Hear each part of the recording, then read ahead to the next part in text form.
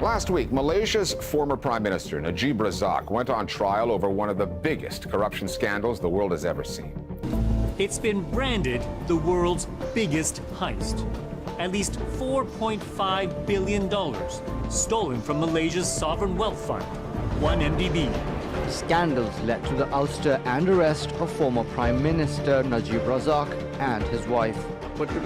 He's accused of using his position to receive favors and to protect himself from civil or criminal repercussions relating to the 1MDB fund. Well, the 1MDB is a key point with the worst form of governance, a very corrupt system, and complicit to the crimes are, of course, the involvement of some international financial institutions like Goldman Sachs. So with this episode, people tend to be about suspicious because of the system of governance and the way we do things.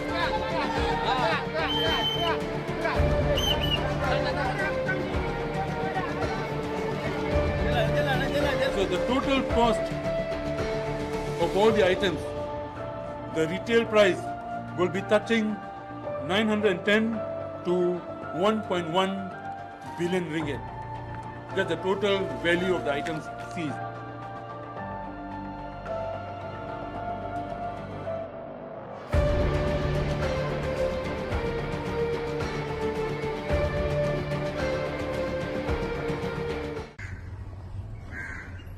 It's a government investment company, One Malaysia Development Berhad, was established in 2009 under the former Prime Minister, Datuk Seri Najib bin Abdul Razak.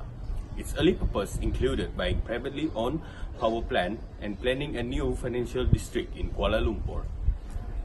And it was supposed to attract foreign investment, but the reality is otherwise. Join us in the discovery of the kleptocracy, vanity and greed behind 1MDB, the scandal that shook the world of finance. You are now watching the bizarre story.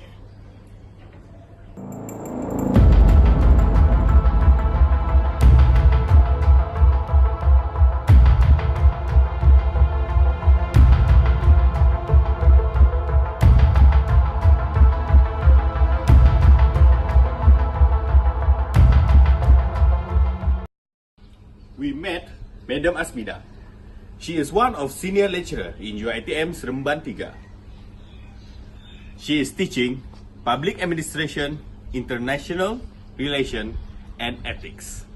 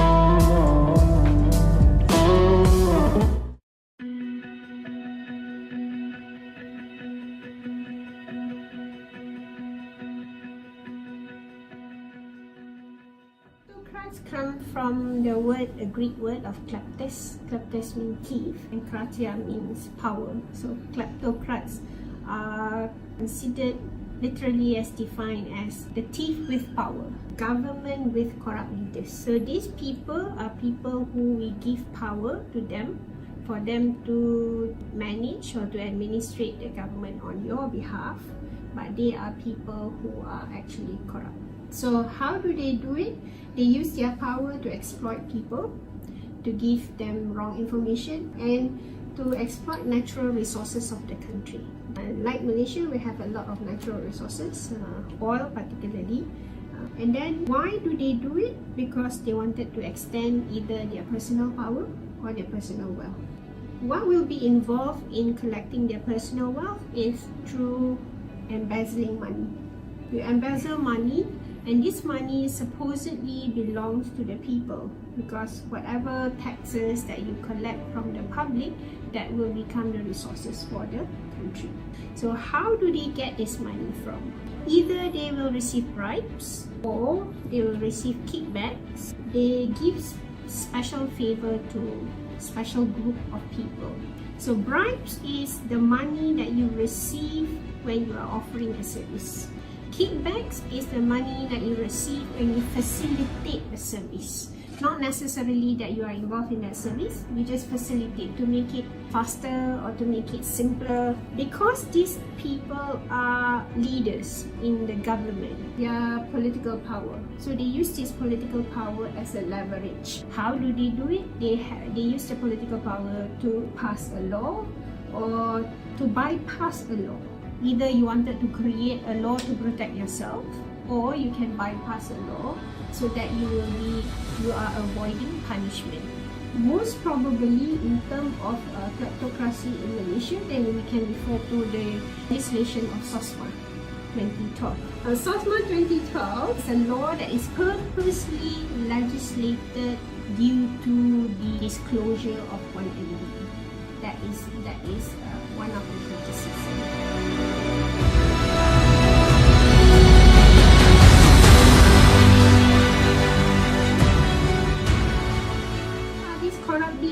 Politician, and because they are politician, they are the head of government. Therefore, he has the duty to protect the interests of the citizens of in the particular country. So when you have a kleptocrat as a leader, what will happen? One particularly important impact will be if you become corrupt, then it will affect the public trust. So when people see corruption is not being tackled very well, so people lose their trust to the government. Because the pattern has started since 2008, when the old government started to lose their 2/3 majority, and it ended in 2018. So it took 10 years for the public to build up their mistrust towards the government, therefore the government went down. Lower foreign investment. When you have corrupt leaders, people usually will associate corrupt leaders with corrupt public administration. Companies or other countries will not be willing to immediately invest in Malaysia because there will be a lot of dealings which is not written, which they will have to follow in order for them to invest. So if you have corrupt leaders, then most probably the impact that you will not have more people coming to invest in Malaysia. It is impacting the economy. The economy will also be weak. When you do not have investment coming to Malaysia, then there will be no factories being built in Malaysia, for an example. And finally, I think it will degrade the life quality of the citizens. Because when money went out of the country, you do not have enough money to invest in providing infrastructure for the people. So you may have hospitals but not enough equipment. You may have schools but not enough teachers, or not enough books, not enough computers. So why it happened as such? Most probably it will be coming from all the resources that has been spent.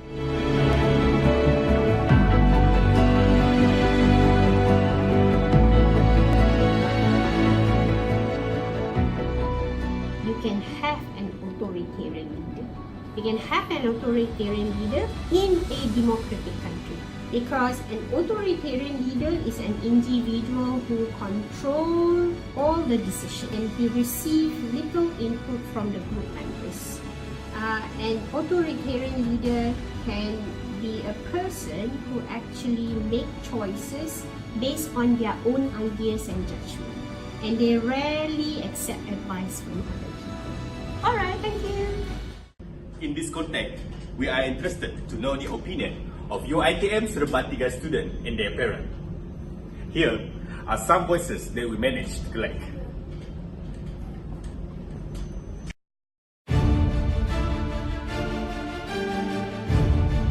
One MDB is one of the strategic investment that created by our previous Prime Minister. MDB is like a very huge scandal in Malaysia because it is like related with our former Prime Minister Datuk Seri Najib. One MDB is a strategic development company that's owned by Minister of Finance. The function is to attract foreign investors. One MDB is a corruption issue linked to our former Prime Minister Datuk Seri Najib. A company that is supposed to fund our development project to the country. It will affect financial institutions because the corruption occurred in YNDB will shut off potential entries into the market, and this will preventing the financial and economy from breaking increase. The Department of Justice also state that the corruption has siphoned over 4.5 billion. One MDB has affected capital market persuasion of Malaysia. People are concerned about what's going on. When public governance drop over the medium to long term, it does has an impact on investment decision. The action of misuse of the fund, about 42 billion. All the funding in the 1MDB happens to go to somewhere else that is not under Malaysian development. Foreign investor with a faith to invest to our country. It is a scandal corruption that involves over multi-billion dollars, and it upended multi-politicians. The established one MDB is just the acknowledge of the society. Comfort of our financial institution in our country. It does affect the fund of our country. Fund abuse and corruption. Najib is still not proven whether he is innocent or wrong. There is no explanation on where does the fund goes and how the fund is being used.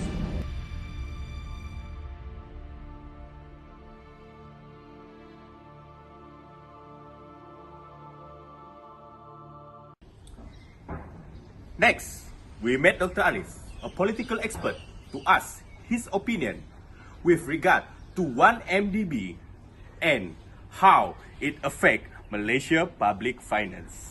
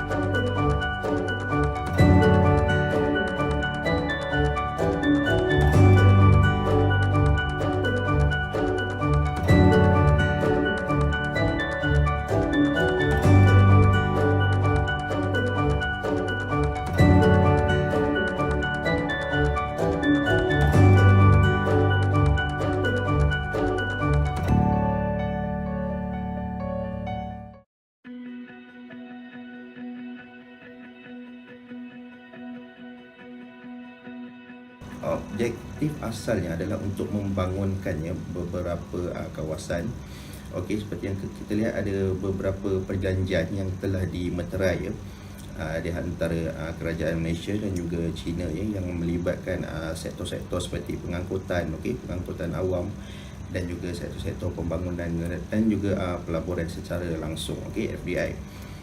Untuk jangka panjang ia memang akan memberikan kesan yang sangat positif terhadap pembangunan, tetapi permasalahannya di sini modal yang dijana untuk menjadikan syarikat 1MDB itu lebih bersifat bersaing di mata dunia, itu adalah permasalahan sebenar kerana ia melibatkan dana awam dan kebanyakannya isu-isu yang timbul di sini adalah isu-isu transparansi, kerana seperti contoh ia tidak boleh dibincangkan di dalam parlimen, ia tidak boleh dibincangkan secara meluas di social media kerana itu adalah permasalahan yang sebenar. Kerana bagi saya rakyat perlu tahu di mana sebenarnya sumber asal itu. Kalau hendak berkata tentang objektif ia adalah bagus, tetapi sejauh mana selain daripada itu, dari sudut mana ia bersifat lebih kepada kalis terhadap tuduhan ataupun idea di sini. Maksudnya di sini adalah rakyat perlu tahu sebelum kita boleh berbincang lanjut tentang objektif 1MDB itu sendiri, perlu ada satu pernyataan hitam dan putih mengenai hala tuju, dan yang paling penting adalah asal usul iaitu hasil hasil asal 1MDB itu sendiri.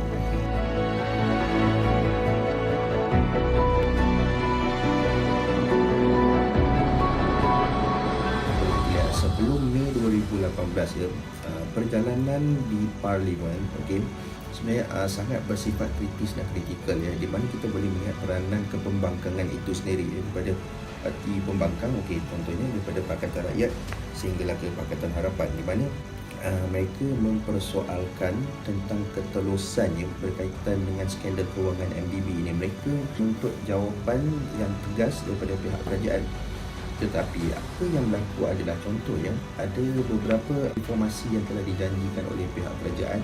Sebenarnya dalam erti kata yang lain, pihak kerajaan sendiri telah cuba untuk meletakkan beberapa prasyarat di mana reformasi-reformasi yang dijanjikan tersebut sebenarnya bersifat lebih kepada acuan pihak kerajaan sendiri dan bukannya daripada perspektif kepembangkangan itu sendiri. Maksudnya kat sini, proses untuk memulihkan skandal kewangan 1MDB itu sendiri sebenarnya benar-benar bermasalah kerana ia melibatkan campur tangan beberapa pihak dan of course terutama sekali daripada pihak kerajaan. Contohnya ada beberapa pegawai-pegawai atasan yang terlibat untuk menyiasat, tiba-tiba last minute ditukarkan ditukarkan jawatan dan digantikan jawatan itu pula dengan orang lain. Dari segi kesan itu pula dia memang membagi impak yang besar terhadap, seperti contohlah apabila selepas berlakunya pertukaran rejim, kita telah dikejutkan dengan satu berita iaitu bahawa hutang negara mencecah sehingga 1 trilion. Terdapat 3 faktor yang memberikan kesan terhadap kewangan kenegaraan ini. Yang first sekali penurunan harga minyak, dan yang kedua ketidakstabilan ekonomi negara China, dan yang ketiga adalah pengeluaran modal asing, foreign capital outflow. 3 faktor ini sangat memberikan kesan terhadap kewangan awam negara kita.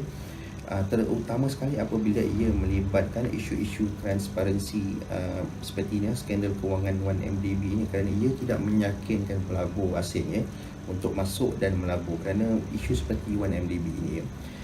So apa yang boleh saya katakan pada waktu ini dan pada saat ini, kerajaan baru sedang kita boleh lihatlah mereka cuba untuk menjernihkan semula keadaan dengan memotong beberapa perkara yang mereka fikirkan tidak perlu satu persatu demi untuk menstabilkan semula kedudukan dan juga posisi kewangan awam di dalam negara ini.